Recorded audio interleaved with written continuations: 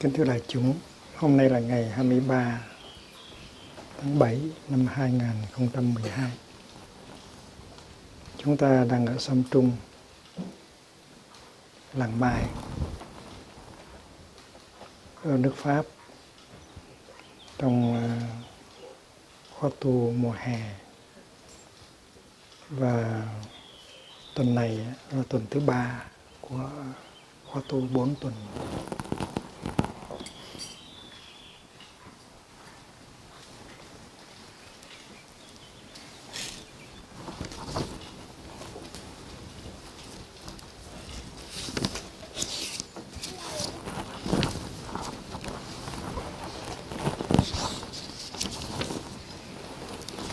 Xin đọc đại chúng nghe bài thơ Bên mé rừng đã nở rộ hoa mai. Chủ đề là Thầy đi tìm con. Thầy đây tức là Bụt đó, Đức Thế Tôn.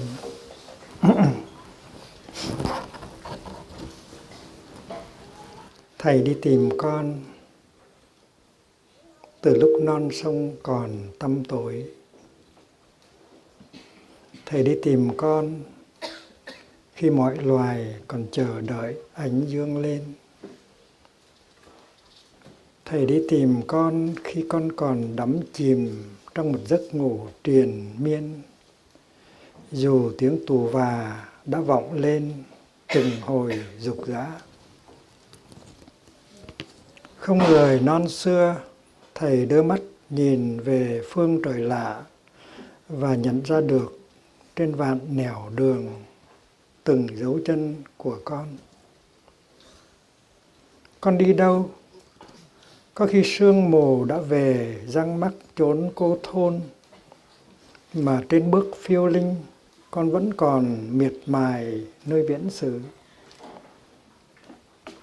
Thầy đã gọi tên con trong từng hơi thở, tin rằng dù con đang lạc loài đi về bên nớ, con cũng sẽ cuối cùng tìm ra được lối trở về bên ni. Có khi thầy xuất hiện ngay giữa đường con đi, nhưng mắt con vẫn nhìn thầy như nhìn một người xa lạ. Không thấy được mối túc duyên, không nhớ được lời nguyền xưa vàng đá. Con đã không nhận ra được thầy vì tâm con còn vướng bận những hình bóng xa xôi. Trong kiếp xưa, con đã từng nhiều lần nắm tay thầy rong chơi.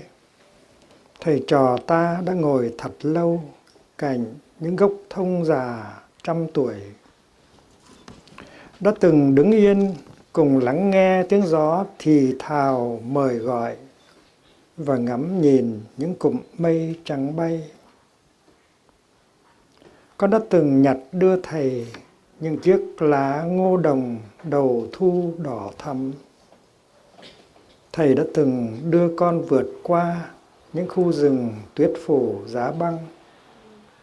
Nhưng đi đâu, thầy trò ta cũng luôn luôn trở về nơi non xưa chốn cũ để được gần gũi sao trăng, để được mỗi khuya gióng tiếng chuông đại hồng cho mọi loài tỉnh thức.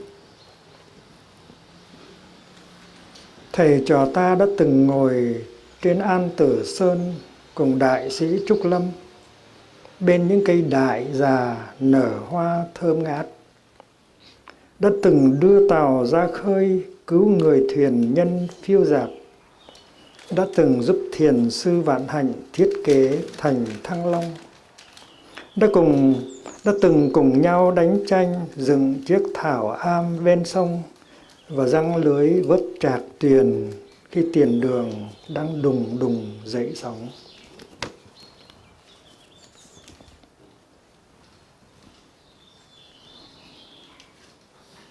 Thầy trò ta đã mở lối bước lên trời ngoại phương lồng lộng, sau bao tháng ngày công phu chọc thủng lưới thời gian.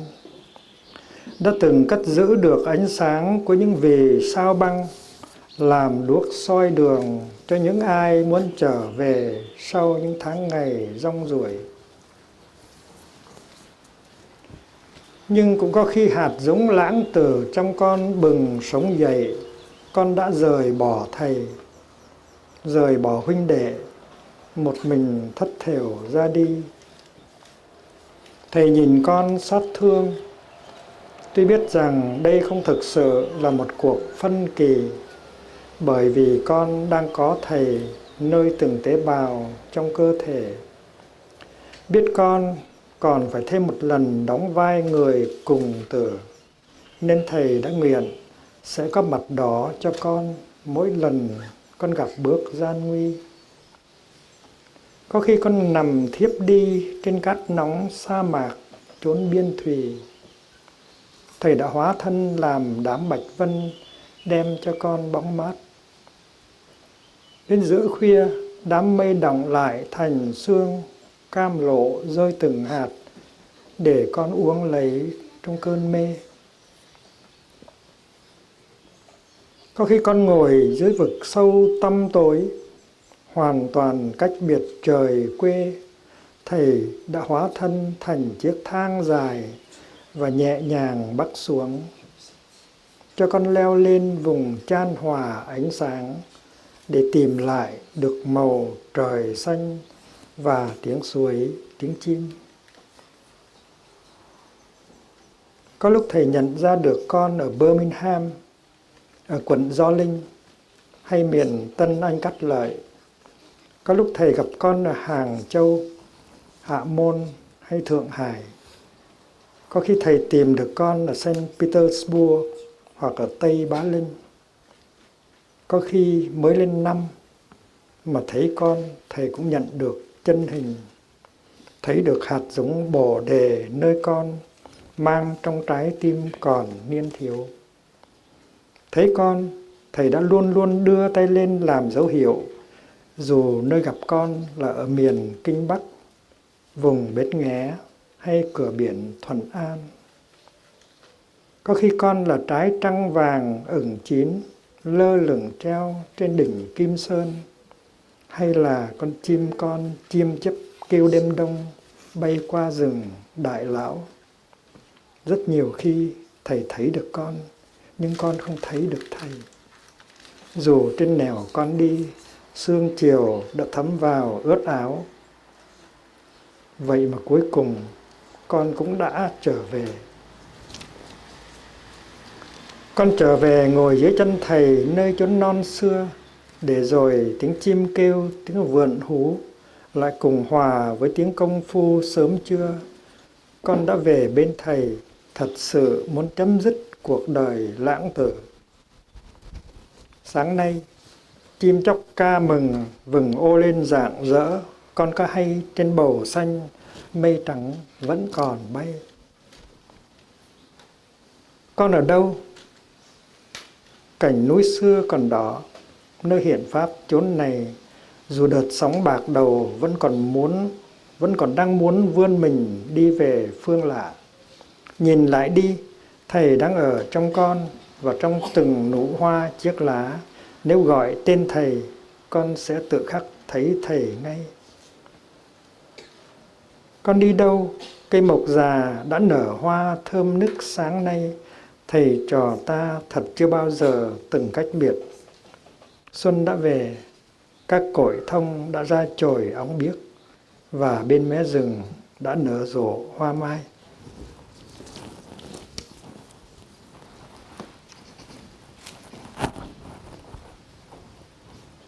Trong cái bài thơ này nó có cái danh từ người cùng tử. Người cùng tử tức là đứa con phá sản, phá của, và rốt cuộc thì nghèo đói và đi lang thang tha phương cầu thực, lăng phăng pro đi. Ở trong kinh Pháp Hoa cũng có chuyện người cùng tử, là có anh chàng đó có bố rất là giàu, nhưng mà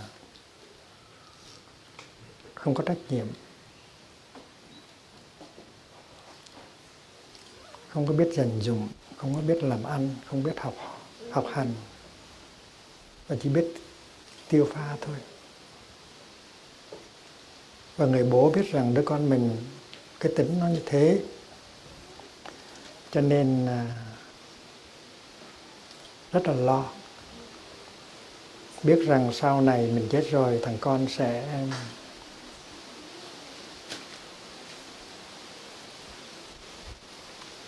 tiêu xài hết, và rốt cuộc thì sẽ nghèo đói. Cho nên ông ta mới lấy một cái áo của ông ta, cái áo khá ấm, cái áo bông khá ấm. Ông ta lén, ông ta may vào trong chiếc áo đó một cái viên ngọc rất là quý. Và ông ta dặn đứa con như thế này: này con có thể tiêu xài hết tất cả, con có thể bán tất cả ruộng nương trâu bò nhà cửa, nhưng mà có một cái con không nên bán. Nếu mà con thương bố thì con không nên bán, con nên giữ lại cái chiếc áo này, nó rất là ấm. Bố chỉ xin con một điều kiện đó thôi, một điều kiện duy nhất là đừng có bán, đừng có vứt cái chiếc áo này, phải giữ suốt đời.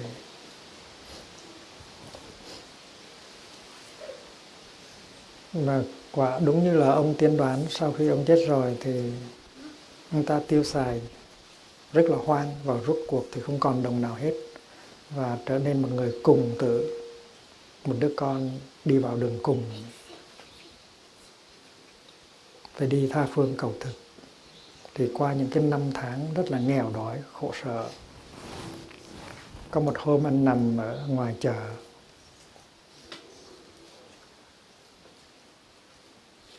đang mặc chiếc áo ngày xưa của bố, thì lăn qua lăn lại thấy có cái gì nó cộm cộm, ngạc nhiên, tò mò, xẻ cái áo đó ra coi, thì thấy có một viên ngọc rất là lớn. Viên ngọc có thể đem bán và đổi ra không biết bao nhiêu là tiền. Thì anh ta đã học được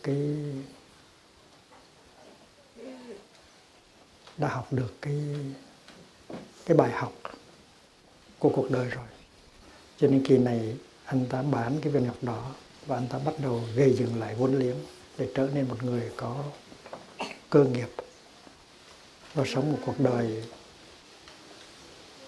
đàng hoàng hơn và hạnh phúc hơn.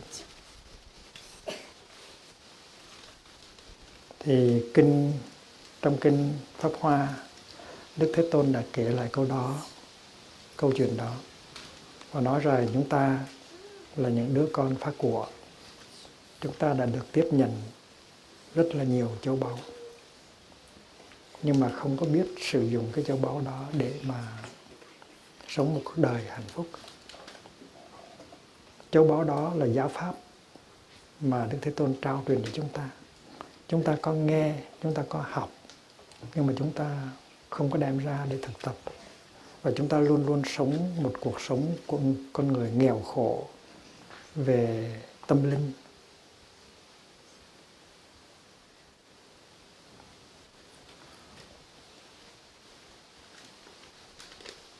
Có thể là chúng ta không có nghèo đói về vật chất, nhưng mà chúng ta rất nghèo đói về tâm linh.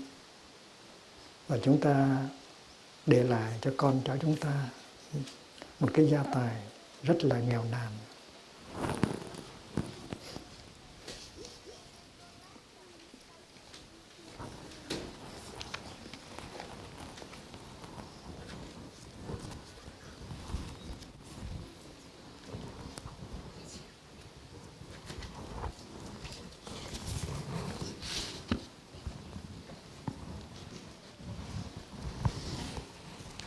Nãy thầy có để vào trong túi có thêm một cái lá thơ màu xanh, không biết ở đâu rồi. Có cái lá thơ màu xanh.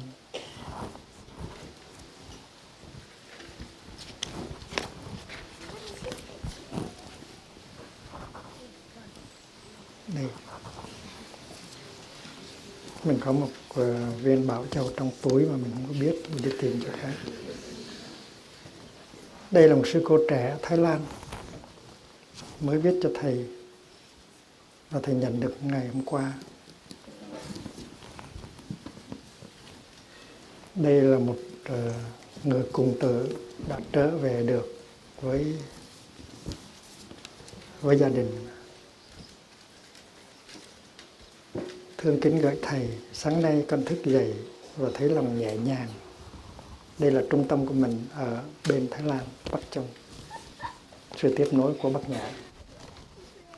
Sáng nay con thức dậy và thấy lòng nhẹ nhàng.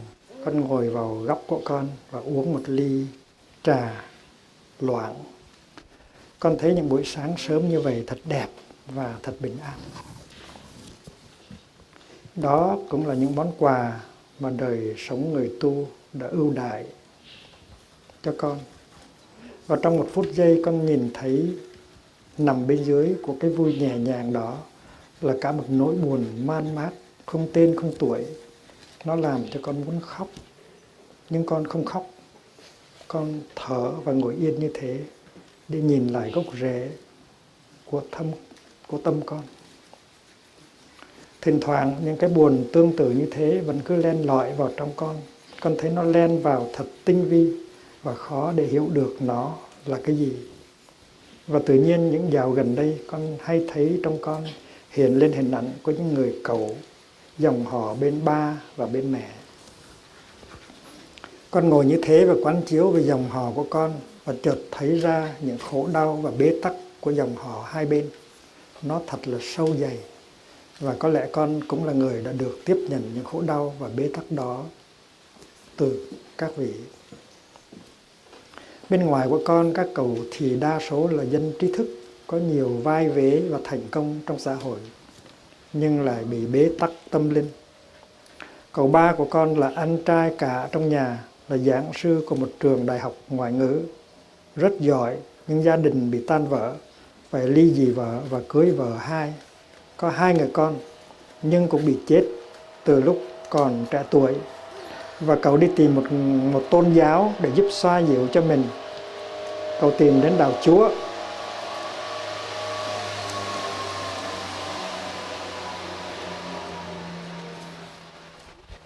Và sau đó cậu ly dị vợ hai và về ở với bà ngoại. Con đã từng chứng kiến nhiều xung đột giữa cậu và các em trai và với bà ngoại. Sự mâu thuẫn giữa hai nền tôn giáo và cậu càng lúc càng bế tắc nhiều hơn trong đời sống của mình. Cậu bảy của con là một giám đốc của công ty công nghệ thông tin. Có nhiều người đưa kẻ đón và luồn cúi. Nhưng cậu cũng ly dị vợ và 2 người con không nhìn cậu là ba. Cùng lúc cậu phá sản công ty và trở về làm cố vấn cho những công ty khác, viết phần mềm cho những công ty đó. Cậu cũng hay đi dạy nữa.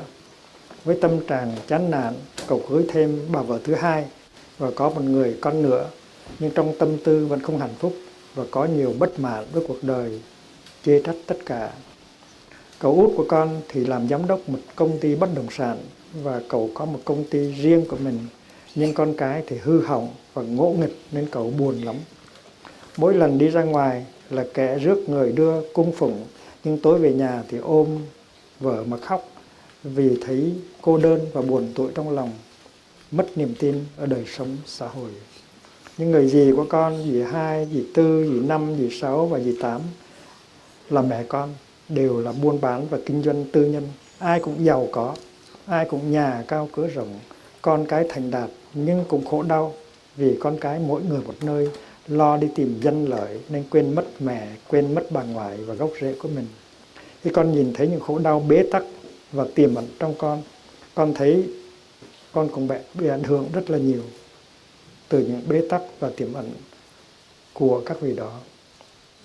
Bây giờ các người cậu, người dì của con đều quay trở về với đạo Bụt, nhưng trong lòng chỉ là muốn thờ phụng và cầu mong một đấng nào đó che chở cho mình.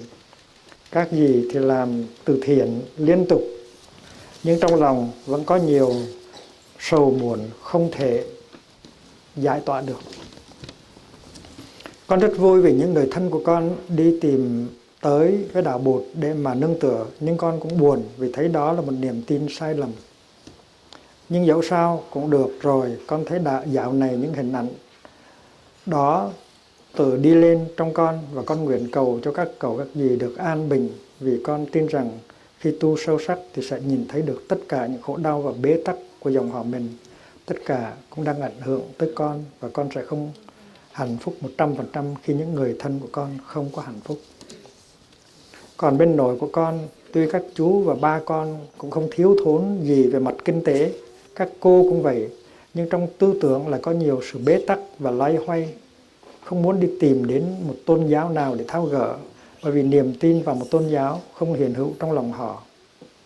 Ai cũng lo đi tìm một cái đích, nên tình cảm anh em càng xa cách nhau.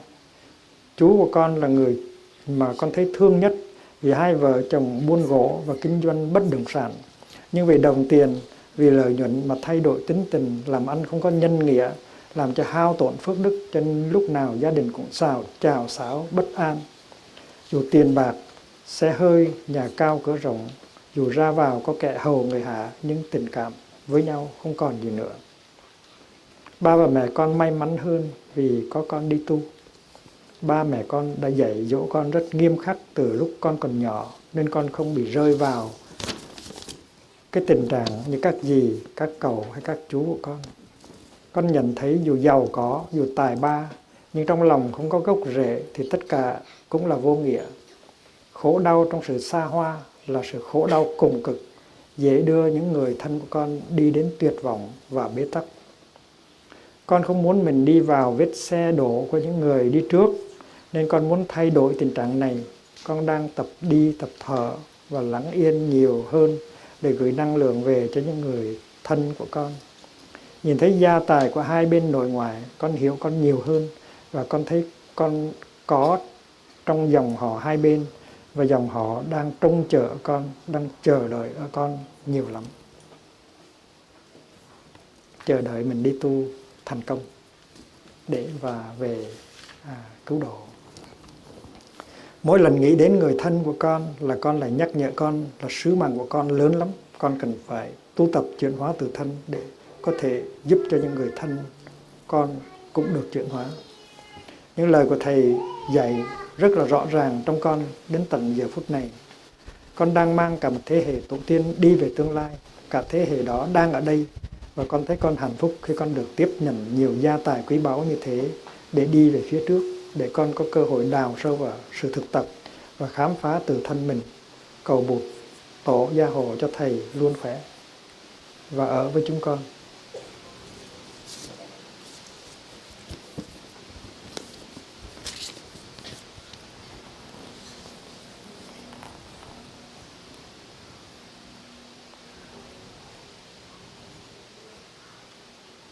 Trong Kinh Pháp Hoa cũng có một chàng Khổng Tử khác.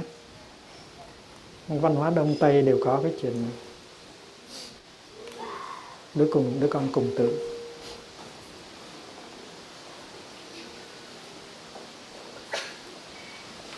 Cái ông triệu phú đó, ông có một đứa con.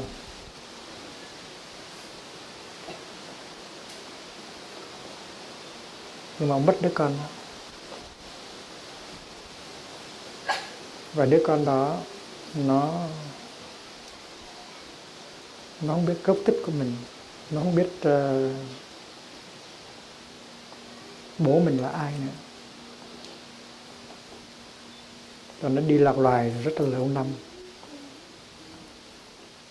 Có một bữa nó về quê hương mà nó không biết. Nó thấy một cái gia sản rất lớn, một cái ông triệu phú, và có kẻ hầu như người Hà, cơ nghiệp rất là lớn. Thì nó tới nó xin làm công nhân. Và khi mà người triệu phú thấy nó thì nhận ra được đó là đứa con của mình. Nhưng mà ông có tới nhận con, tại vì ông biết rằng nếu ông tới gần nó thì nó sẽ bỏ chạy. Nó bỏ chạy là tại vì nó có mặc cảm là nó là cái dân bần tiện cùng khổ. Và khi một người quý phái tới thì nó phải tìm cách chạy đi thôi. Nó sợ, chứ không phải là tại vì nó ghét. Tại vì nó không biết ông là cha của nó, hoàn toàn không biết. Nghĩ rằng mình với cái ông triệu phú đó là hai cái thế giới khác nhau, không có thể tiếp cận với nhau được. Nhưng mà trong sự thật đó là hai cha con. Nhưng ông triệu phú này rất là giỏi.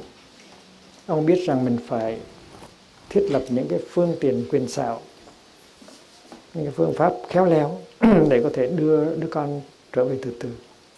Ông ta mới ra lệnh cho người hầu cận tới với đứa con đó, với cái người cùng tử đó, và cho nó một cái công ăn việc làm khá hơn một chút để có cái có lương bổng cao hơn một chút. Và nó rất là mừng.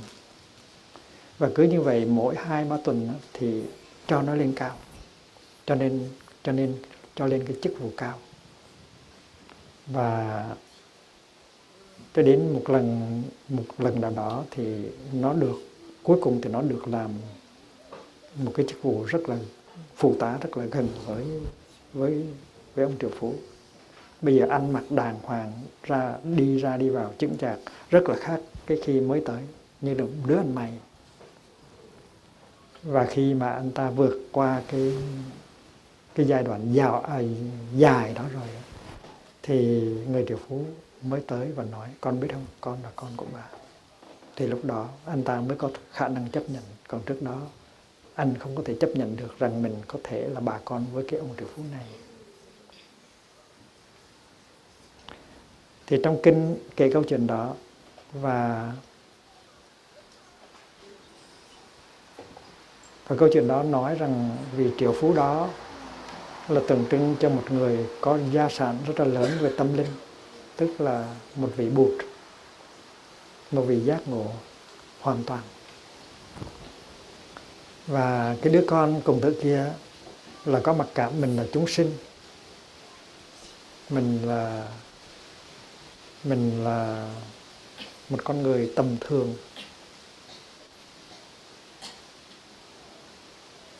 chỉ có đau khổ mà thôi, chỉ có ngu si, chỉ có khổ đau, chỉ có đầy đọa mà thôi. Và nó có một cái sự kỳ thị, nó có một cái sự sợ hãi là mình không bao giờ có thể được như người kia.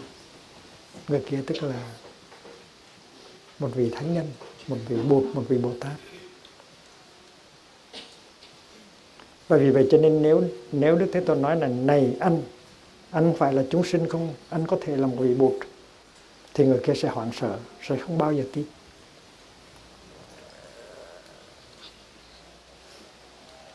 Mình có một cái quan điểm là chúng sanh và Bụt đó là hai cái hoàn toàn khác nhau. Chúng sanh là cái ngược lại của Bụt, và Bụt là ngược lại của chúng sanh. Vì vậy cho nên khi mà mở ra cái sự thật là mỗi người đều có Phật tánh, mỗi người đều có thể giác ngộ, mỗi người đều có thể thành Phật được đó, thì có thể làm cho người ta hoảng sợ. Và vì vậy cho nên kinh Pháp Hoa là một kinh nó ra đời chậm hơn các kinh khác. Tại vì kinh Pháp Hoa là một kinh đưa ra một cái sự thật là tất cả các chúng sanh đều có thể trở thành Phật hết. Và Đức Thế Tôn nghĩ rằng nếu gặp nhau lúc ban đầu mà nói sự thật đó ra thì cái người kia sẽ bỏ chạy mất, sẽ không tin. Và vì vậy cho nên phải từ từ hướng dẫn cho cái người kia tu tập, tiến bộ từ từ cho đến cái lúc mà có thể nói được sự thật là này các vị đều có Phật tánh, và các vị cũng có thể được như tôi, không có khác. Kinh Pháp Hoa đưa ra cái chân lý đó. Nhất thiết chúng sanh giai hữu Phật tánh, tất cả mọi người đều có thể thành Phật được. Và chỉ khi nào mình không có mặc cảm thì mình mới có thể chấp nhận được cái sự thật đó. Và Đức Thế Tôn là nhà triệu phú, và chúng ta là những người cùng tử. Chúng ta nói rằng chúng ta sẽ nghèo đói, sẽ khổ đau suốt đời, kiếp này sang kiếp khác.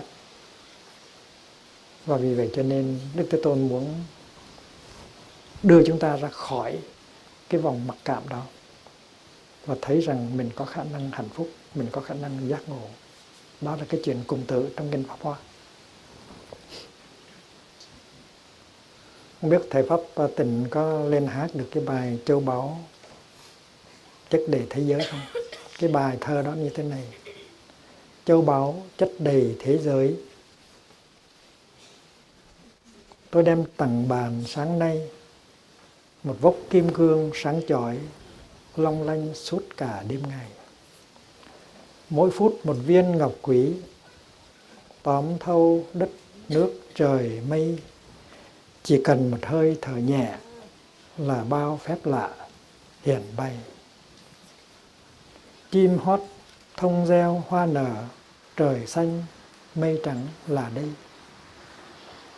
Ánh mắt thương yêu sáng tỏ, nụ cười ý thức đong đầy. Này người giàu sang bậc nhất, tha phương cầu thực xưa nay, hãy thôi làm thân cùng tử, về đây tiếp nhận gia tài. Hãy dâng cho nhau hạnh phúc và an trú phút giây này. Hãy buông thả dòng sầu khổ và nâng sự sống trên tay. Đó là bài thơ mà Thầy đã đặt nhạc. Có Thầy Pháp Tịnh đây không? Mời Thầy hát bài này. Châu báu chất đầy thế giới, xung quanh mình đều là châu báu hết, mà tại mình không biết xài thôi, không biết dùng thôi. Nếu mình nhận diện ra được những cái châu báu đó thì mình có hạnh phúc liền lập tức. Thì trong giáo lý của Đức Thế Tôn có cái giáo lý gọi là hiện pháp lạc trú, nghĩa là có thể sống hạnh phúc ngay trong giây phút hiện tại.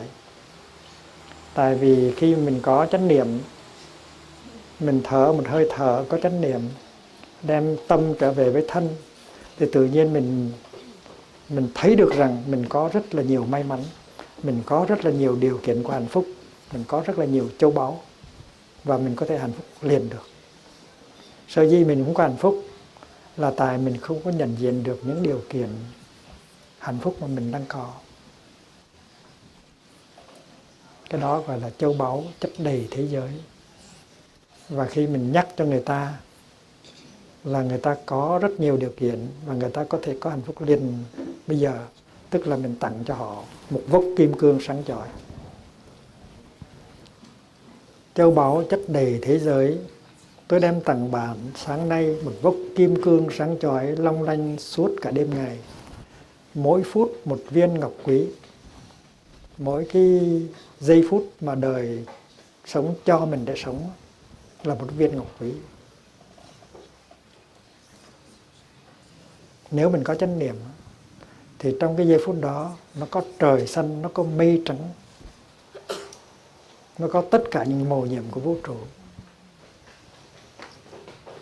Mỗi phút một viên ngọc quý, tóm thâu đất nước trời mây. Chỉ cần một hơi thở nhẹ là bao phép lạ hiển bày. Chim hót thông reo hoa nở, trời xanh mây trắng là đây. Ánh mắt thương yêu sáng tỏ, nụ cười ý thức đong đầy. Một giây phút mà nếu mình có mặt tại đó thì mình tìm ra tất cả những cái đó. Trời xanh mây trắng, chim hót thông reo. Và những cái châu báu đó, những cái hạnh phúc đó, Thầy Pháp Tịnh ra đây. Mình đạp lên trên mà đi. Mình là đứa con phá của. Mỗi ngày có 24 giờ đồng hồ, và mỗi giây, mỗi phút là cả những cái vốc ngọc kim cương. Mà mình sống như thế nào, mình phung phí giờ, ngày, phút, như là mình luyện đi những cái châu báu đó. Mình là những đứa con phá của. Mình không biết sống, mình không biết thừa hưởng những cái điều kiện hạnh phúc mà mình đang có, tổ tiên mình để lại cho mình. Mình đi tìm hạnh phúc ở đâu? Mời thầy. Có đàn không? Con biết đàn vậy.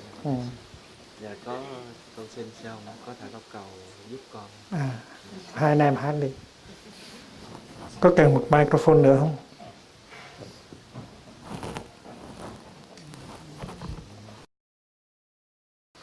Hai, ba.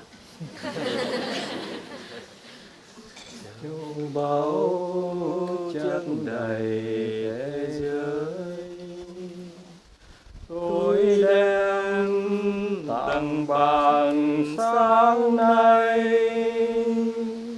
một vòng kim cương sáng chói, long lanh suốt cả đêm ngày. Mỗi phút một viên ngọc quý, tôm thâu đất nước trời mây. Chỉ cần một hơi thở nhẹ là bao phép lạ hiển bày. Chim hót thông reo hoa nở, trời xanh mây trắng lá đây. Ánh mắt thương yêu sáng tỏ, nụ cười ý thức đong đầy. Ai thuộc thì cứ hát đi.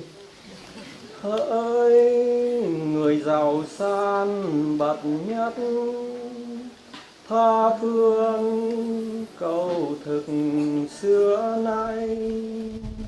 Hãy thôi làm thân cùng tử, về đây tiếp nhận gia tài. Hãy trao cho nhau hạnh phúc, van cứu phút giây này. Hãy thôi làm thân cùng tử, về đây tiếp nhận gia tài.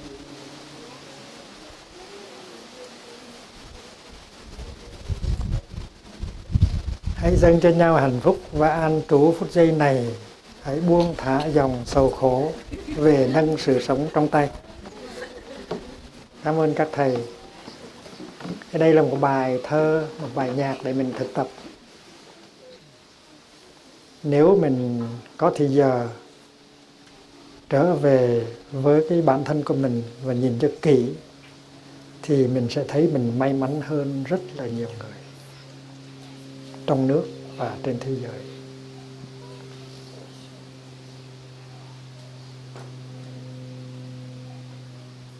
Ngay cái chuyện rửa mặt, muốn rửa mặt mình chỉ cần mở cái robinet làm nước nó chảy xuống và mình rửa mặt. Muốn uống nước và chỉ đưa cái cốc vào, lấy nước là uống liền. Nhưng mà có những vùng trên thế giới người ta phải đi 5 cây số, 10 cây số mới lấy được một ít nước, mà nước không có được trong. Bởi vậy cho nên khi mình sống có chánh niệm, mình sống ý thức, thì khi mình mở nước mình cũng hạnh phúc, mà khi mình rửa mặt mình cũng hạnh phúc, mà khi mình tắm gương sen mình cũng hạnh phúc. Bởi vì vậy cho nên phải có ý thức, phải có chánh niệm. Chánh niệm tức là mình có mặt ở đó, và cái nương năng lượng chánh niệm đó nó giúp mình nhận diện được những cái điều kiện hạnh phúc mà mình đang có. Ví dụ mình có hai mắt đang sáng, đang tốt, đó là một điều kiện hạnh phúc.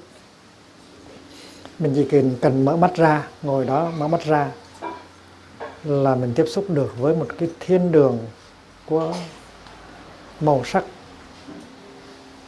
và hình dáng. Cái thiên đường đó nó có mặt trong giờ phút hiện tại.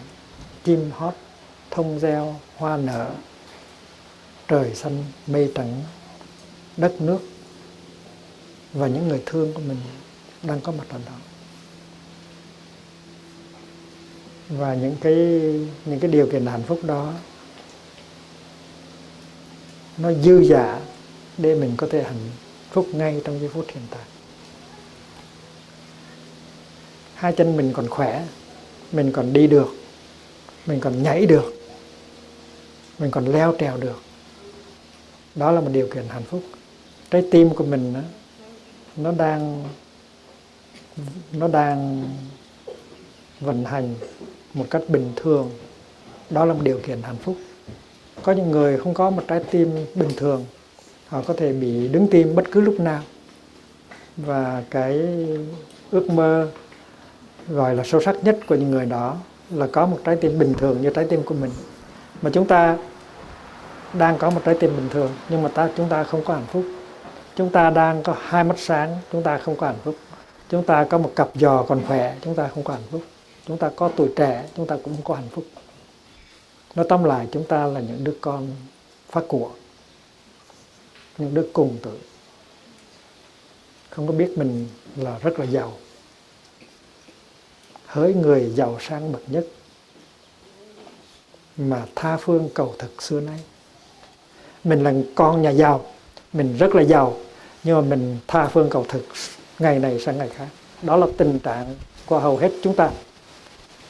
Cái chuyện trong kinh đó là cái chuyện có thật bây giờ và ở đây.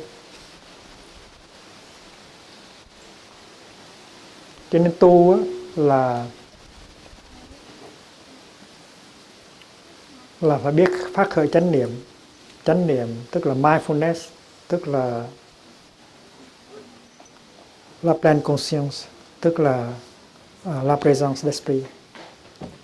Đưa tâm trở về với thân để được thiết lập trong giây phút hiện tại.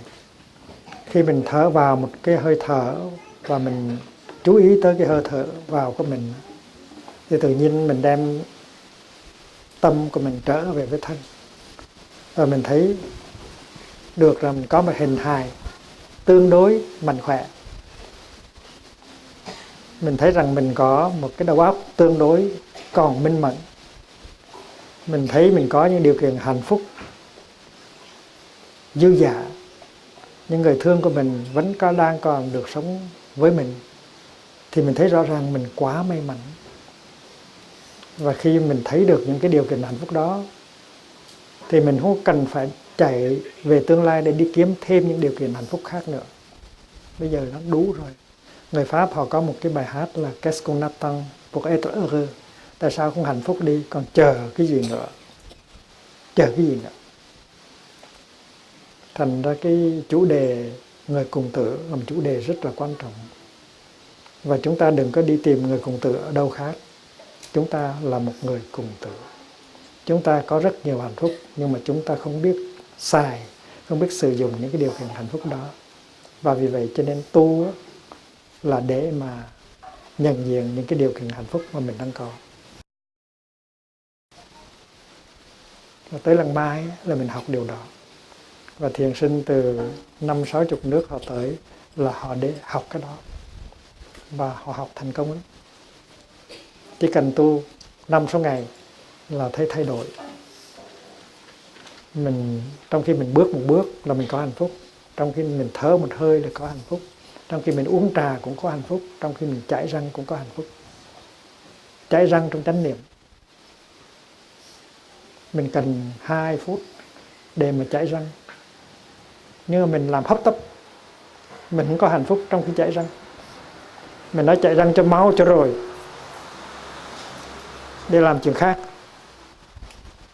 Trong khi đó thì đối với người tu, chải răng có thể có hạnh phúc lắm. Chải răng có chánh niệm thì tự nhiên mình biết rằng trời đất ơi, có những lúc mình không có bằng chải, quên đem bàn chải theo. Có lúc mình không có kem đánh răng. Có lúc mở cái vòi nước bị cúp. Nhưng bây giờ đây có đủ hết mà không có hạnh phúc, không có vừa lòng. Rồi khi mà chải răng thì là nghĩ chuyện này chuyện kia. Thầy mỗi khi chải răng, thầy nói rằng chà, mình 80 mấy tuổi rồi mà còn răng để chải sướng quá. Và tự nhiên có hạnh phúc lên. Thành ra hạnh phúc nó từ chánh niệm mà ra, chứ không phải là từ sự giàu sang, hay là quyền lực, hay là danh tiếng, hay là sắc dục. Có những người họ chạy theo giàu sang, quyền lực, danh tiếng, sắc dục, nhưng mà họ không có hạnh phúc gì hết. Họ tàn phá thân và tâm của họ, và có rất nhiều người đi tự tử. Cho nên biết rằng những cái điều kiện hạnh phúc mà gọi là tiền bạc, giàu sang, quyền lực, sắc dục đó, có thể là những cái hiểm nguy, nó tàn phá cuộc đời mình. Trong khi đó chánh niệm là một nguồn suối của hạnh phúc. Mindfulness is a source of happiness. Mình học cái điều đó và phải thực tập mới được. Có một bà tiên đang ngồi trong này. Mỗi lần bà làm phép lạ thì bọn con nít cũng như người lớn hạnh phúc quá chừng.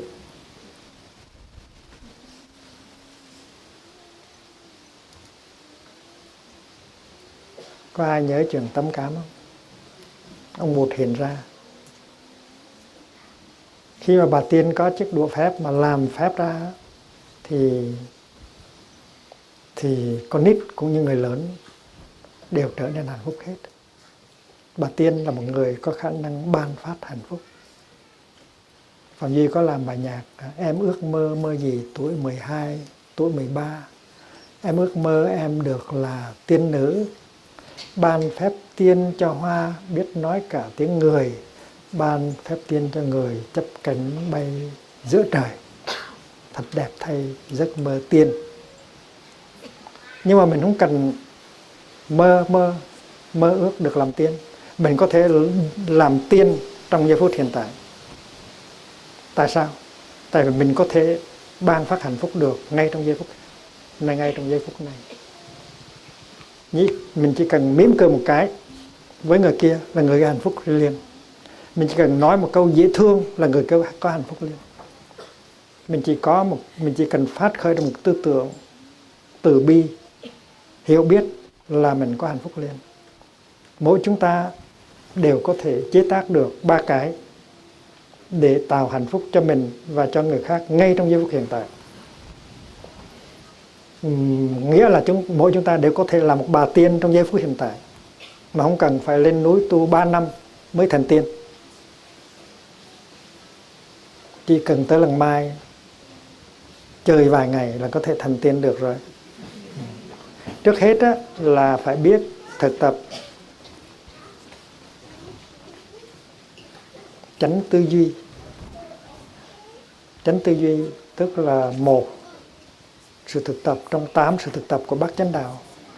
Chánh tư duy tức là tư duy như thế nào mà nó đi vào cái con đường hiểu biết và thương yêu và không kỳ thị. Một cái tư tưởng mà không có hận thù, không có kỳ thị, không có giận hờn. Một cái tư tưởng không có cái ý thức muốn trả thù, muốn trừng phạt. Một tư tưởng nó mang theo đó cái hiểu và cái thương, gọi là chánh tư duy. Mỗi ngày chúng ta phát khởi bao nhiêu là tư tưởng, và có những tư tưởng nó mang nặng sự lo âu, sự hận thù, sự hờn giận.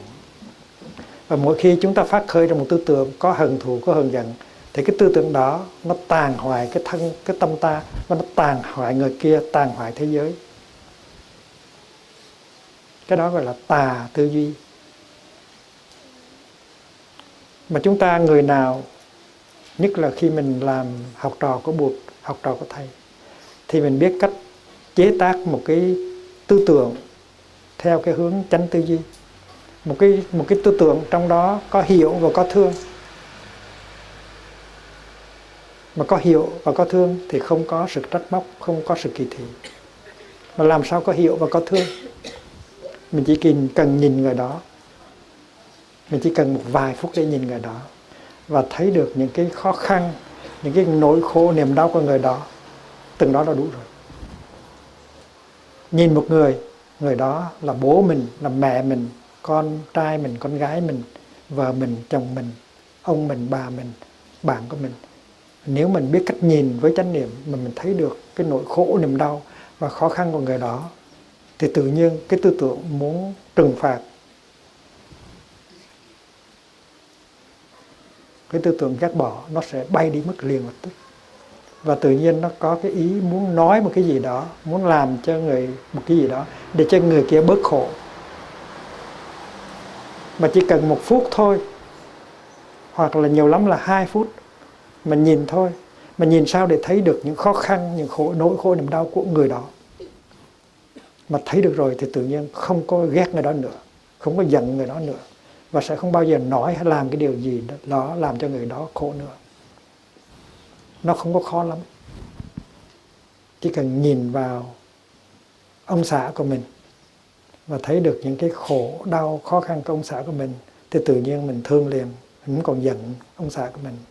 Chỉ cần nhìn vào bà xã của mình và thấy được những cái khó khăn, những khổ đau của bà xã của mình thấy tội nghiệp liền lập tức, cái từ bi, cái hiểu và cái thương nó phát sinh liền lập tức.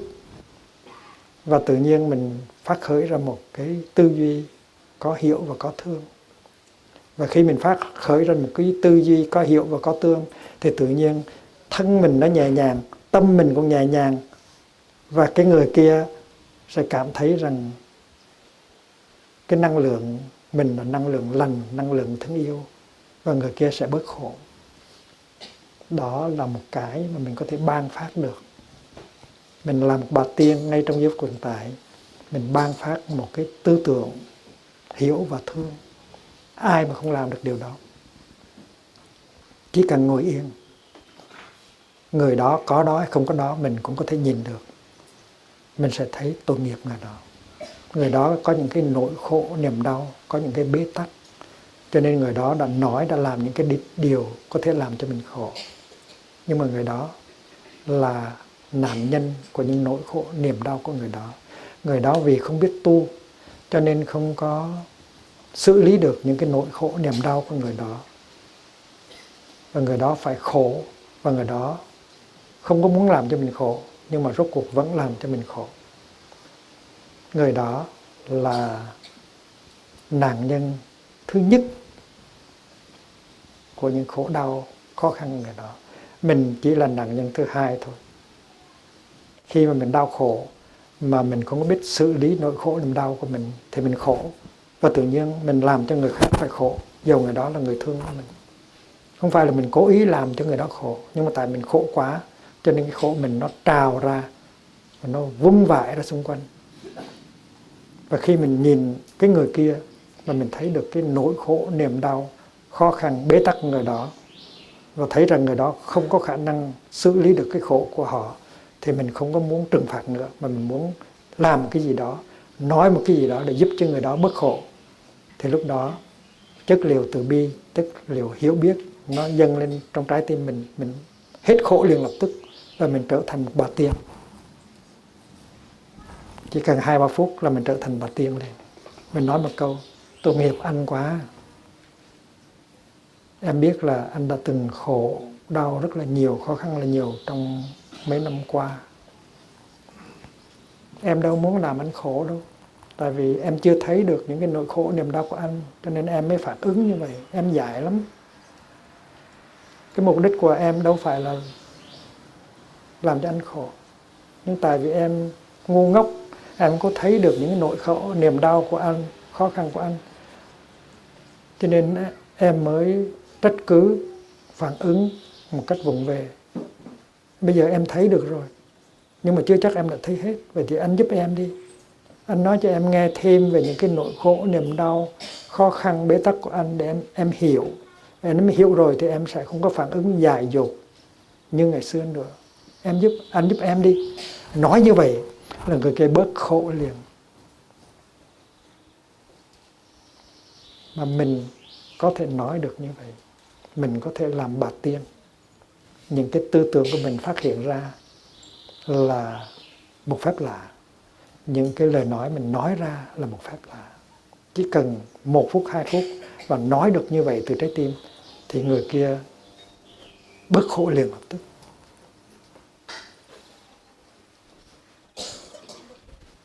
Và những cái cử chỉ của mình trong đời sống hàng ngày nó có tính cách an ủi, vỗ về, nâng đỡ, che chở, giúp cho người kia bớt khổ và có niềm vui. Thì đó là những cái mình có thể làm được trong đời sống hàng ngày. Nó có ba cái: thân, khẩu và ý. Thân tức là hành động, khẩu tức là nói năng, và ý tức là tư duy. Và nếu mình biết có chánh niệm thì cả ba cái đó đều có thể làm hạnh phúc cho người khác hết, làm cho người ta bớt khổ và làm cho người ta hạnh phúc. Mình cũng có chú tâm, mình có quyết tâm, nhưng mà nếu mình có quyết tâm thì chỉ trong nửa giờ đồng hồ mình làm cho người kia bớt khổ liền lập tức, hoặc là ít hơn nửa giờ đồng hồ.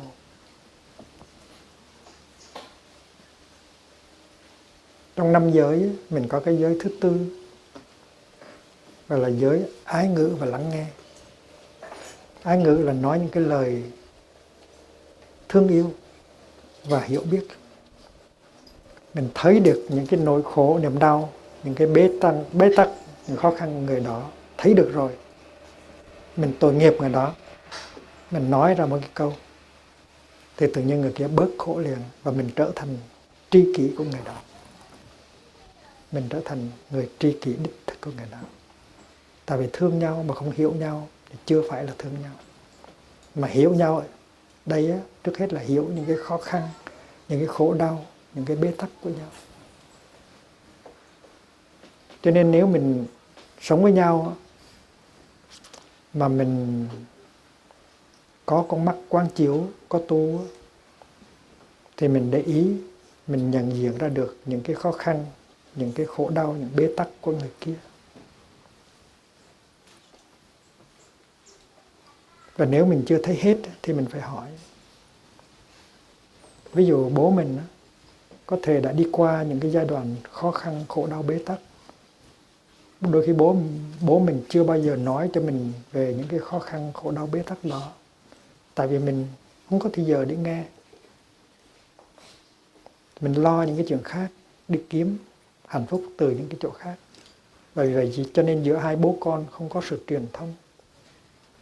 Bây giờ mình học được bài học này rồi, về có một bữa nào đó bố đang uống trà, mình ngồi một bên bố không có nói gì hết, ngắm bố thôi. Rồi tự nhiên mình nói: bố ơi, con muốn nghe bố kể lại chuyện ngày xưa, những khó khăn, những khổ đau, những bế tắc của bố. Con muốn học, con muốn nghe, con muốn hiểu bố. Lâu nay con đã từng phản ứng cứng đầu, nghe lời bố, làm ngược lại những cái điều gì bố muốn con làm, tại vì con không có hiểu được bố. Nhưng bây giờ con biết rằng đó là cái sự ngu si. Con muốn bố kể cho con nghe về những khó khăn, những khổ đau, những cái bế tắc của bố. Và nếu mà mình có cái lỗ tai có thể lắng nghe, đó là lỗ tai của Đức Bồ Tát Quan Thế Âm. Mình có lỗ tai đó chứ không phải không có đâu, nhưng mà mình có chịu sử dụng thôi, không có biết xài cái lỗ tai đó. Cái lỗ tai của Đức Quan Âm người nào cũng có hết. Và nếu mình nghe được nửa giờ đồng hồ, 1 giờ đồng hồ thì người kia bớt khổ rất là nhiều. Và cái truyền thông nó được thiết lập lại rất là dễ dàng. Và nó như một phép lạ. Trong những cái khóa tu của mình cho người Tây Phương á, ở Châu Châu cũng như ở Mỹ Châu á, luôn luôn mình được học cái sự thực tập đó, ái ngữ và lắng nghe.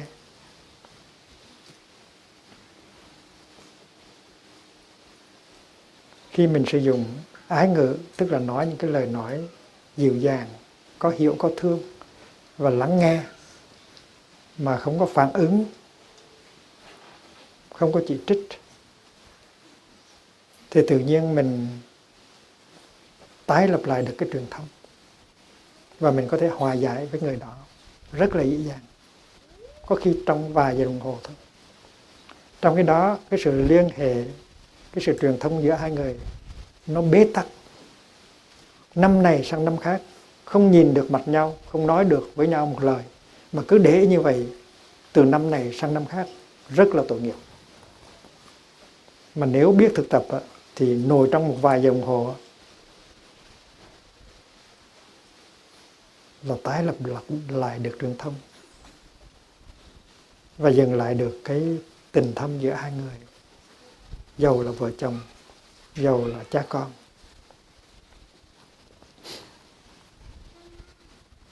Thầy nhớ có cái khóa tu đó ở bên Đức, Oldenburg.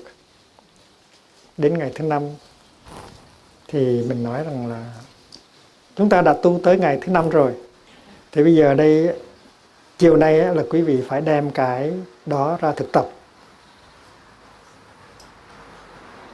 Nếu quý vị có khó khăn với người kia có thể là bà vợ của mình, hay ông chồng của mình, hay là người anh của mình, người chị của mình, hay là bố của mình, thì đây là lúc mà quý vị phải đem ra để thực tập. Nếu người kia đang ở trong khóa tu thì nó dễ quá. Tại vì người kia đã tu 5 ngày rồi. Cái thân và cái tâm nó đã nhẹ xuống rồi. Những cái hạt giống tốt trong lòng đã được tưới tẩm rồi, có khả năng hiểu và thương được rồi, thì rất là dễ. Quý vị hãy áp dụng cái phương pháp đó, lắng nghe nhau và nói với nhau những cái lời có hiểu và có thương để mà tái lập truyền thông, để mà hòa giải. Nếu người kia không có mặt trong khóa tu thì quý vị được phép sử dụng điện thoại. Và hạn chót là 12 giờ khuya đêm nay phải làm cho xong. Khóa tu nào cũng vậy hết. Bên Mỹ hay là bên Hồng Kông hay là Macau hay là Hán Thành, Đông Kinh đều thực tập như vậy hết. Tới ngày thứ 5 là phải áp dụng.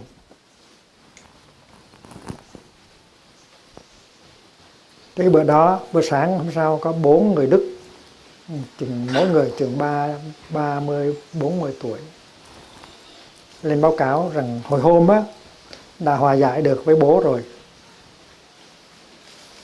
Họ nói như thế này: bạch thầy, con không có thể tin được là con làm một chuyện này. Tại vì trước khóa tu là con giận bố con lắm, giận cho đến nỗi không có nhìn được mặt ông.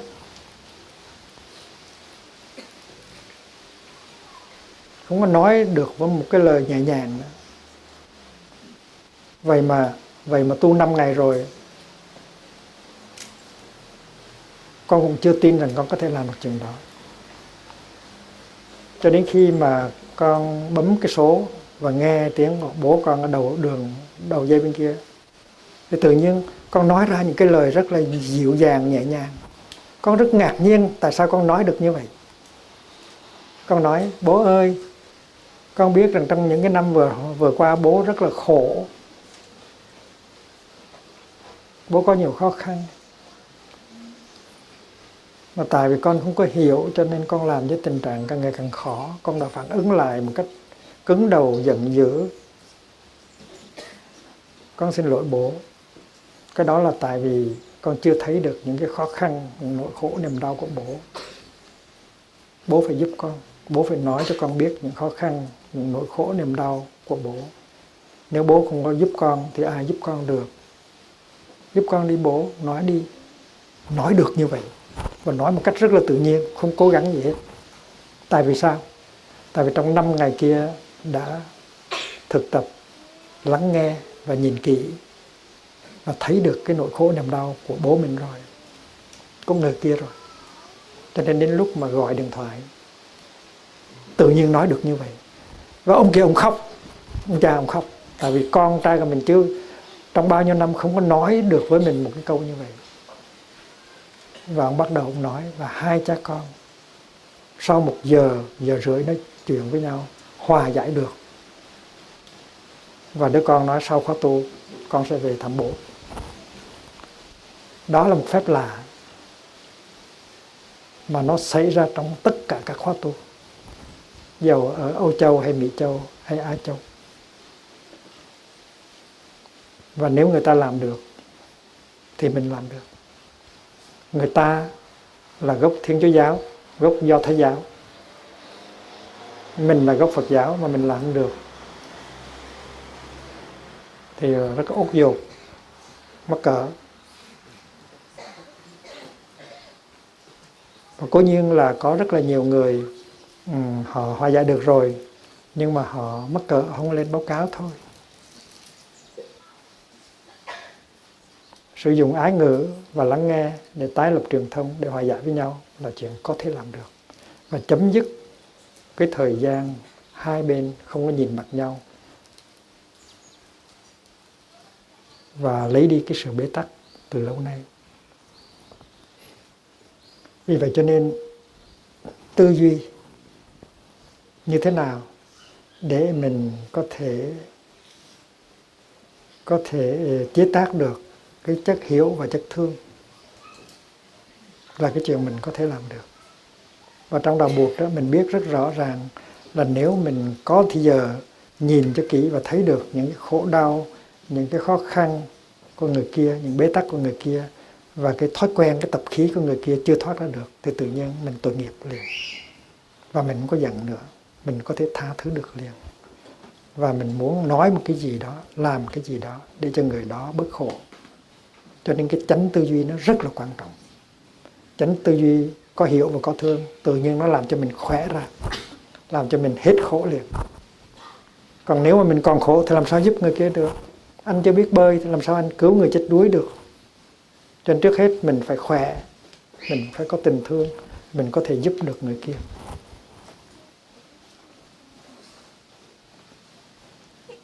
Vì vậy cho nên chánh tư duy nó đưa tới chánh ngữ, nó giúp cho mình nói được những cái lời thương yêu, nói được những lời hiểu biết, và nó giúp cho mình thực tập chánh nghiệp, tức là l'action juste, là cái hành động của mình, những cái cử chỉ của mình, những cái điều gì mình làm đều có thể làm cho người kia bớt khổ hết.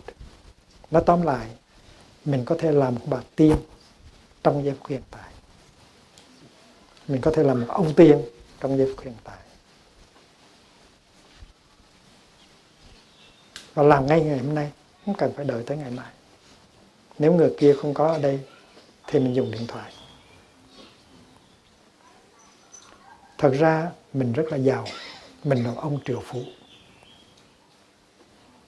Nếu mình biết sử dụng cái gia tài giàu có mà mình đang có, mình có rất là nhiều cái điều kiện hạnh phúc, thì trước hết là mình được hạnh phúc. Ngồi cũng hạnh phúc, đi cũng hạnh phúc, ngồi ăn cơm cũng hạnh phúc, đứng rửa bát cũng hạnh phúc, chải răng cũng hạnh phúc, giặt áo cũng hạnh phúc, rửa bát cũng hạnh phúc. Thầy có viết cuốn sách để giúp cho người ta rửa bát có hạnh phúc.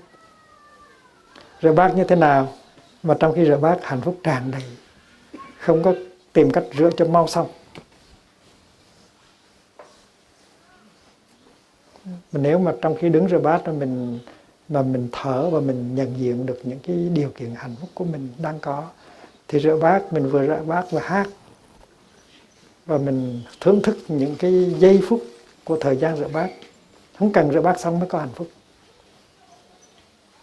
Nếu nói rằng rửa bát xong cho mau cho xong để ngồi xuống cầm một ly trà hay ly cà phê mới có hạnh phúc thì không có được. Tại vì nếu mình có cái khuynh hướng đó thì đến khi rửa bát xong rồi ngồi xuống cầm cái ly trà hay ly cà phê cũng không có hạnh phúc, là mình nghĩ tới chuyện khác. Vì vậy cho nên mình sẽ đi vòng vòng, không bao giờ có hạnh phúc hết. Cho nên cái pháp môn tu của mình đó là khi đi phải có hạnh phúc. Dầu là đi từ cái parking của mình cho tới cái chỗ mình làm việc, đi từ cái lều của mình cho tới cái cầu tiêu của mình, phải đi như một người có hạnh phúc, phải đi như Bụt, phải đi như Bồ Tát. Mỗi bước đều có hạnh phúc hết. Mà chuyện đó có thể làm được. Mình đang sống, mình đang đi những bước chân trên cái hành tinh này, đó là một phép lạ. Thành cái phương pháp thực tập này là phương pháp thực tập hạnh phúc và ban phát hạnh phúc. Thực tập đi trong chánh niệm, thở trong chánh niệm, xắt gọt trong chánh niệm, rửa bát trong chánh niệm, lái xe trong chánh niệm, nấu cơm trong chánh niệm, làm việc trong chánh niệm. Mình đem hạnh phúc cho mình. Mình là bà tiên của chính mình. Mình ban phát hạnh phúc cho mình. Thì lúc đó mình có khả năng ban phát hạnh phúc cho người khác. Tất cả những tư tưởng mình chế tác, tất cả những lời nói mình nói ra, tất cả những việc gì mình làm đều có thể làm cho người xung quanh có hạnh phúc. Và điều đó ngay ngày hôm nay, mỗi thầy đều là một bà tiên, mỗi sư chú đều là một bà tiên, mỗi sư cô đều là một bà tiên, mỗi anh chị cư sĩ đều là một ông tiên, một bà tiên hết. Và chúng ta có thể làm hạnh phúc cho người xung quanh ngay hôm nay. Không phải là chỉ nấu một món ăn ngon mới là ban phát hạnh phúc. Có nhiều phương pháp nữa.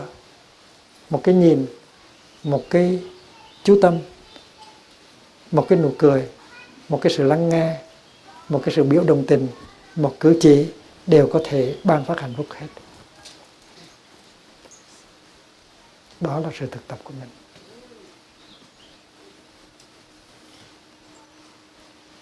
Và khi mà có những cái nỗi khổ, niềm đau nó đi lên trong mình, thì mình phải biết tìm cách để mà xử lý.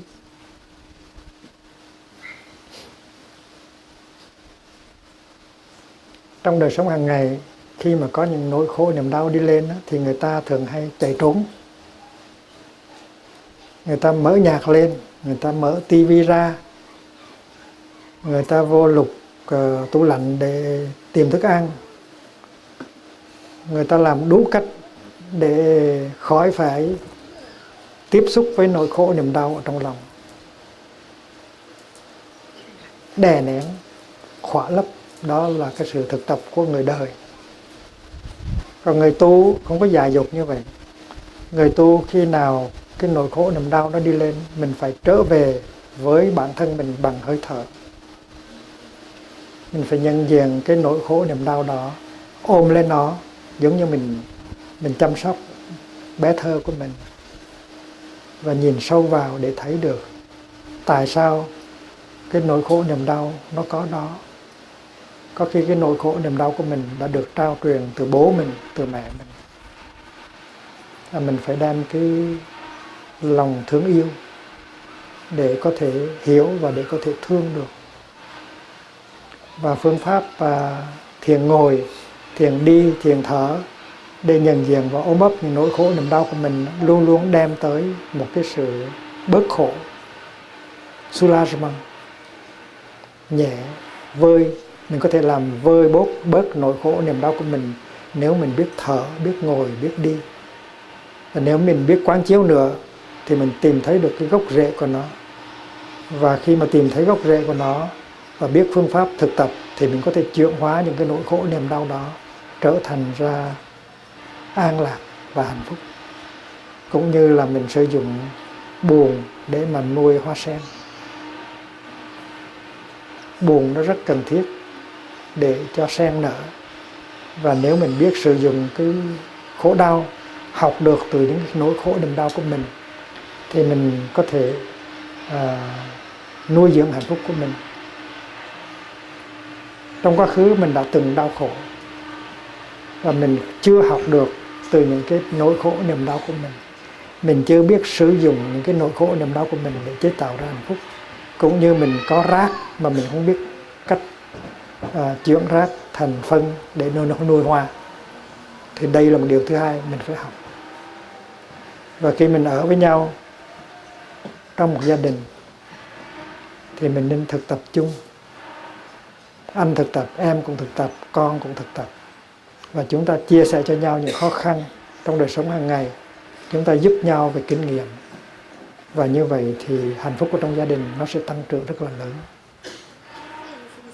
Tại vì trong gia đình mình là những người cùng đi trên một con đường tâm linh, những người đồng đạo. Nói tóm lại, hạnh phúc là cái chuyện có thể có được ngay trong giây phút hiện tại. Đau khổ là cái gì mình có thể xử lý và chuyển hóa được trong giây phút hiện tại, nếu mình biết tu. Và khi mà tu như vậy, mình cần phải có sự yểm trợ của những người bạn tu. Những người bạn tu đó ở trong tăng thân. Và nếu mình ở xa tăng thân thì phải tìm cách thiết lập một cái nhóm người để tu tập với mình. Trong đó có những người ở trong gia đình của mình, con của mình, người bạn hôn phối của mình, cháu của mình, đều có thể trở thành ra những thành viên của tăng thân của mình. Tất cả đều tu học. Ví dụ như mình có cái chuông ở trong gia đình. Một buổi sáng trước khi đi học, trước khi đi làm, cả gia đình ngồi xuống, thính tiếng chuông và cả nhà thở và mỉm cười nhìn nhau. Cái đó là chuyện mình có thể làm được. Mỗi khi trong nhà có cái không khí nó nặng nề, có sự căng thẳng, người nào cũng có quyền thính một tiếng chuông để cho tất cả mọi người kia thở và thấy được rõ ràng mình đang làm khổ nhau, mình đang dại dột. Cái đó là sự tỉnh thức, mà đạo buộc là cái gì? Đạo buộc là sự tỉnh thức. Mình thấy mình đang dại dột, từ làm khổ mình và làm khổ người thương của mình. Chỉ nhờ một tiếng chuông thôi. Tiếng chuông là tiếng của Đức Thế Tôn gọi mình trở về để thấy được cái sự thật là mình đang tự tạo khổ đau cho mình và tạo những khổ đau cho người thương của mình. Và khi mình thở, mình mỉm cười được thì tự nhiên mình biết hành xử một cách khác. Mình không hành xử theo cái thói, theo cái tập khí, cái tập quán ngày xưa nữa. Khi mà bực một cái thì muốn nói cái gì, muốn làm cái gì cho đã giận. Cái đó là cái tập khí ngày xưa. Thì nghe tiếng chuông thì mình biết rằng không nên nói, không nên làm như vậy nữa. Con ngựa không có nên đi theo cái lối cũ nữa. Và khi mà chen được cái hiểu vào cái thương thì cái bực mình đó mình xử lý được. Và từ cái bực mình đó mình không đi tới cái giận mà mình đi tới cái hiểu và cái thương. Như vậy thì hình ảnh mà mình cần ghi nhớ của buổi pháp thoại hôm nay là hình ảnh của một đứa con lang thang tha phương cầu thực. Và đứa con đó chính là mình. Mình phải trở về để tiếp nhận cái gia tài. Mình có trong vạt áo của mình một viên ngọc rất là quý. Mình có thể trở thành nhà giàu trở lại.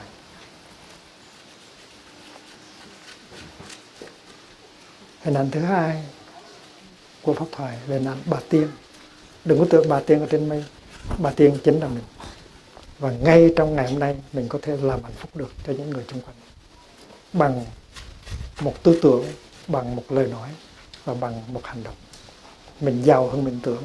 Mình có quyền phép nhiều hơn mình tưởng.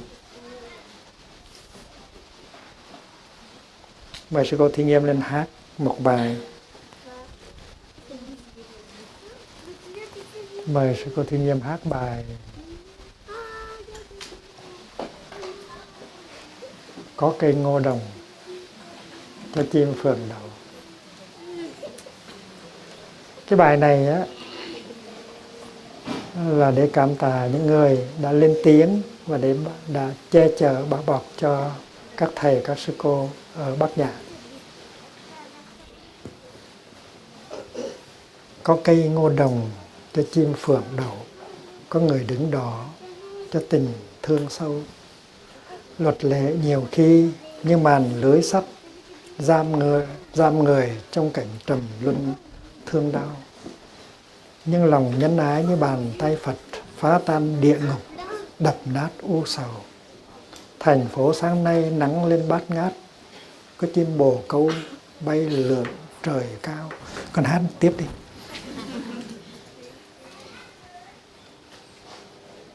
Có cây ngô đồng cho chim phượng đậu, cho tình thương sâu. Luật lệ nhiều khi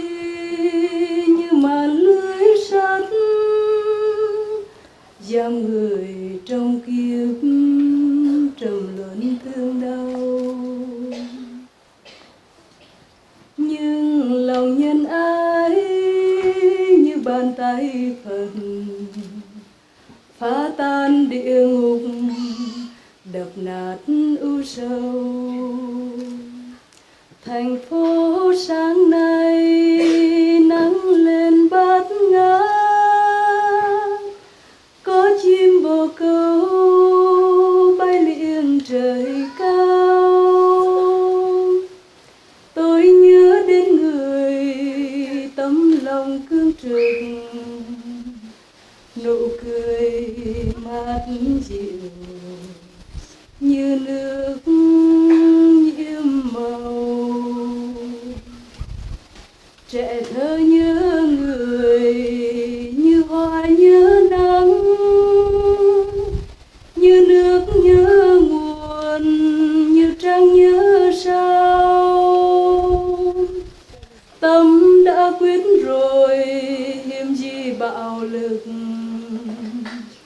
thân đi vào đời cơi trên bá đào.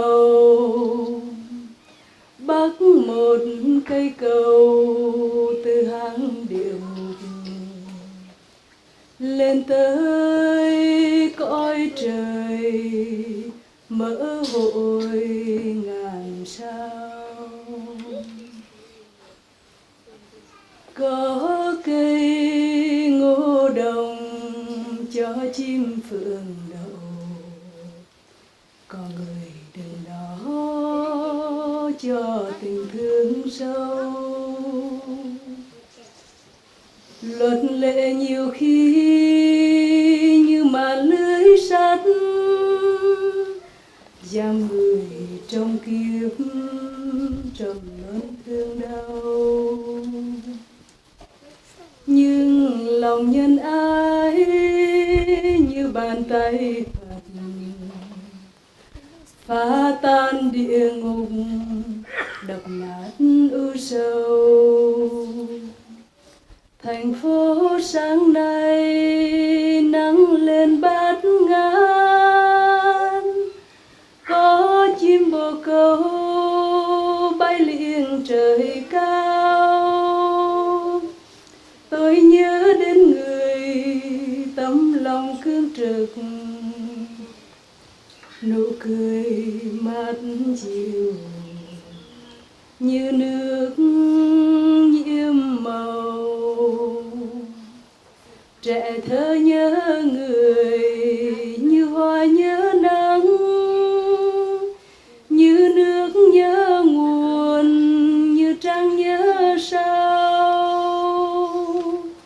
Tâm đã quyết rồi hiếm chi bạo lực, thân đi vào đời cơi trên bá đào. Bắc một cây cầu từ hang địa ngục lên tới cõi trời, mở hội ngàn sao. Cảm ơn sư cô. Kính thưa đại chúng, ngày mốt sẽ có pháp thoại sân thượng, và sau pháp thoại thì chúng ta sẽ đi thiền hành xuống chùa Sơn Hà. Sẽ có hòa nhạc, ngày hòa nhạc Tây Phương, có thể sẽ có múa lân, và sẽ khai mạc triển lãm thư pháp của thầy trên đó, ăn picnic ở đó. Năm nay là mình ăn mừng 30 năm Làng Mai.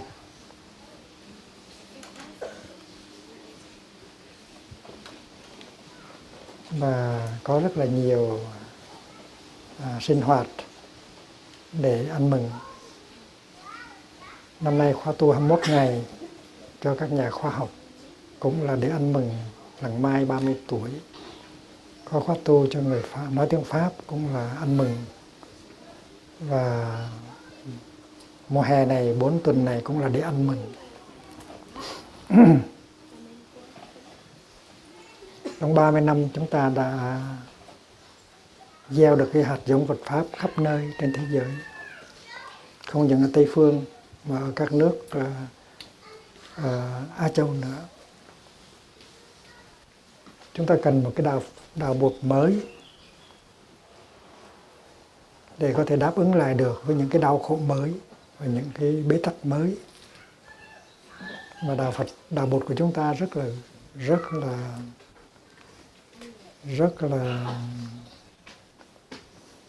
gần với cái đạo Bụt nguyên thủy, tức là đạo Bụt ở nơi thời của Bụt đang tại thế.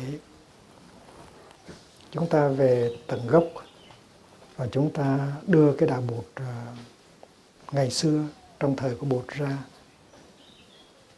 Chúng ta trình bày cái đạo Bụt đó như thế nào để nó có thể được áp dụng cho những cái thế hệ mới của xã hội ngày hôm nay.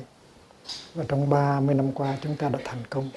Giới trẻ, giới trí thức ở Tây Phương đã tới và thực tập rất là thành công. Mỗi mùa hè như vậy là thiền sinh tới từ ít nhất là 50 quốc gia.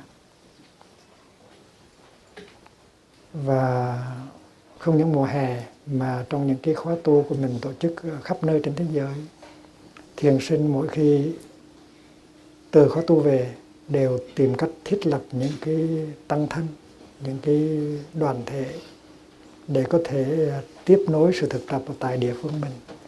Và vì vậy cho nên hiện bây giờ trên thế giới có rất là nhiều cái đoàn thể như vậy, có hàng mấy ngàn những cái đoàn thể như vậy khắp trên thế giới. Chúng ta đã có những cái tu viện, những trung tâm lớn như là Lộc Uyển, Bích Nham, Mộc Lan ở tại Hoa Kỳ. Chúng ta có Viện Phật học ứng dụng châu Âu ở bên Đức, Viện Phật học ứng dụng châu Á ở Hồng Kông. Chúng ta có Làng Mai quốc tế ở Thái Lan. Thầy có quên đâu nữa. Và ngoài ra chúng ta có rất là nhiều cái tăng thân ở khắp nơi. Ví dụ như những thành phố lớn như New York hay là Anh Quốc ấy, nó có cả 10 tăng thân. Ở bên nước Anh á, có khoảng 80 tăng thân. Ở bên nước Đức cũng 70 mấy tăng thân. Bên nước Mỹ thì 600-700 tăng thân. Và tăng thân của chúng ta có khắp nơi. Và cái phong trào wake up cho người trẻ càng ngày càng lớn. Người trẻ tới để thực tập với mình rất là nhiều. Và phương pháp thực tập chánh niệm này đã đi vào trong lĩnh vực chính trị và lĩnh vực giáo dục, lĩnh vực y tế rất là nhiều. Các bác sĩ đã biết sử dụng chánh niệm để trị bệnh về tâm thần và về cơ thể cho bệnh nhân. Các giáo chức đã đem chánh niệm vào trường học. Mình đã tổ chức những khóa tu cho giới cảnh sát, công an, giám đốc các nhà tù. Mình đã tổ chức các khóa tu cho các vị dân biểu, nghệ sĩ. Mình đã tổ chức các khóa tu cho những người cựu chiến binh.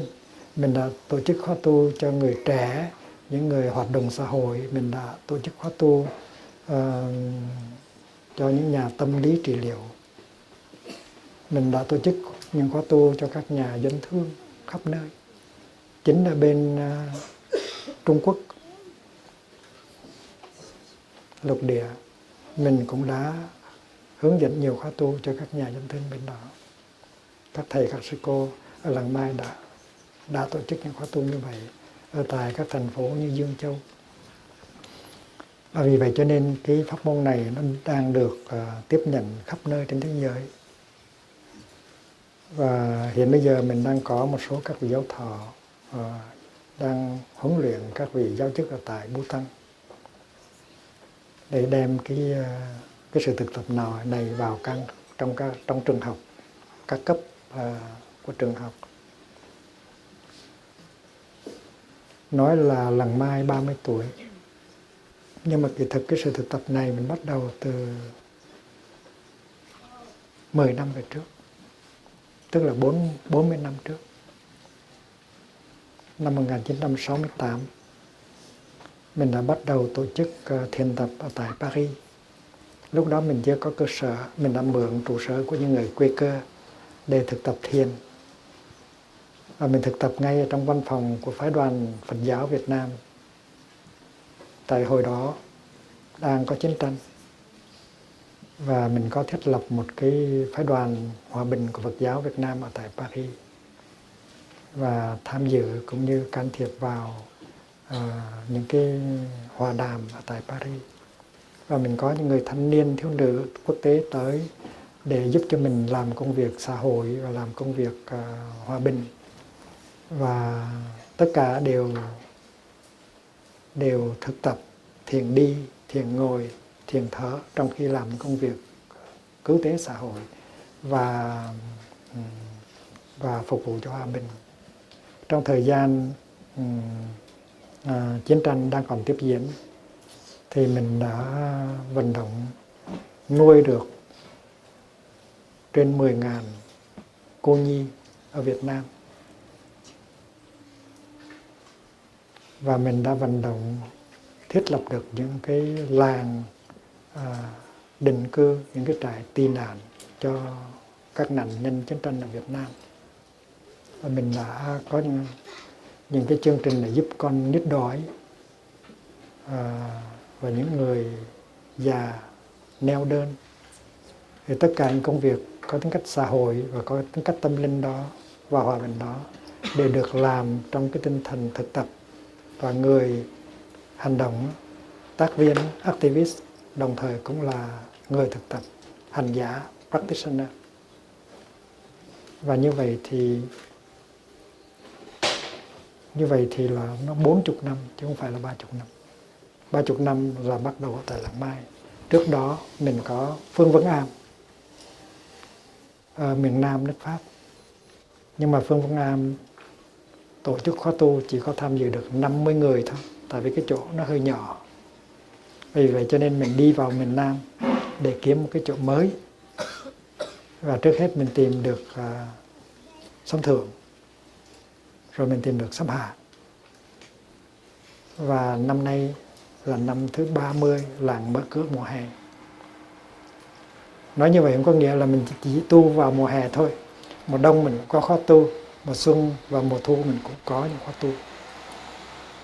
Nhưng mà mùa hè là cái mùa mà đông nhất, là tại vì mình có thể cắm lều được, cho nên thiền sinh về rất là đông. Từ trên 50 nước. Thì có các vị đã từng về Làng Mai ngay từ lúc ban đầu và đã chứng kiến sự thay đổi, sự lớn lên của Làng Mai. Có những người bây giờ là lớn, là bác sĩ, là kỹ sư. Ngày xưa về Làng Mai mới có 3 tuổi, mới có 5 tuổi, mới có 7 tuổi. Và Làng Mai là một cái công trình cộng đồng. Nhiều người đã đặt cái trái tim và cái bàn tay của mình vào đó. Và Làng Mai cũng là một cái tặng phẩm của đất nước Việt Nam cho quốc tế. Chúng ta không có sản xuất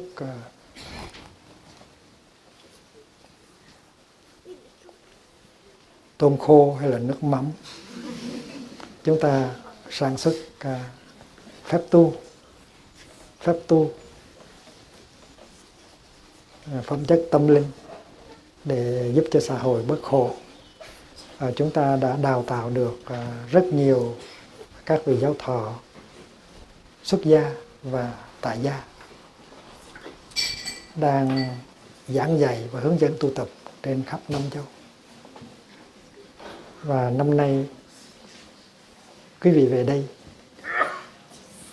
không phải để chỉ tu học mà thôi, nhưng mà cũng để ăn mừng Làng Mai được 30 tuổi. Thầy nhớ cái năm Làng Mai được 20 tuổi thì mình dùng cái câu ngày em 20 tuổi. Em tức là Làng Mai. Bây giờ 30 tuổi đâu có được nhõng nhẽo nữa. Đâu có được gọi ngày em 30 tuổi được, lớn rồi. Thành ra mình đổi cái tên là đứng vững trên hai chân. Tại vì Đức Khổng Tử nói là tôi tới năm 30 tuổi thì tôi tự lập được Tam Thập Nhi Lập. Và bây giờ Lăng Mai 30 tuổi hình như là có thể tự đứng vững trên hai chân được, để có thể tiếp tục được cái công việc phụng sự cuộc đời bằng tâm linh. Có cái điều rất là hay là mỗi khi người ta thấy người ta về với một khóa tu á, chỉ cần 5 ngày 6 ngày là thấy sự thay đổi rất là lớn. Và mình, những người xuất gia cũng như người tại gia, thấy rất rõ là mình có khả năng tạo hạnh phúc cho người ta. Và khi mình giúp cho người ta chuyển hóa khổ đau, nếm được hạnh phúc đó, là mình cũng có rất là nhiều hạnh phúc. Kết quả rất là rõ ràng. Đã không tu thì thôi, nhưng mà hệ tu là được chuyển hóa và được hạnh phúc.